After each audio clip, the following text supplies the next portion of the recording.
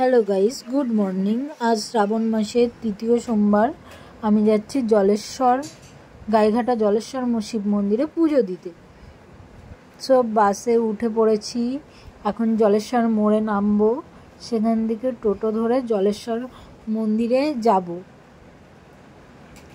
এবং সেখান থেকে আমি ডালা নেব এবং ডালার দোকানেও আমি চলে এসেছি। ডালা নিয়ে নিলাম এবং এই ডালাটা আমি নিয়েছি এবং লাইনে দাঁড়িয়ে গেছি, খুব লাইন। এবং মন্দিরে যেতে না হলেও আমার 1 থেকে 1.5 ঘন্টা টাইম লেগেছিল। এবং এখানে ভেতরে আমরা ভিডিও করতে পারিনি, আমি বাইরেরটাই ভিডিও করে এনেছি। এবং এখান থেকে আমি জল ঢেলে নিচ্ছি এবং আমি পুজো দেওয়া হয়ে গেছে। এখন বাড়ি ফেরার টাইম। সেখান থেকে মন্দিরটা বাইরের থেকে আগে ভিডিও করে নিই, এখন করে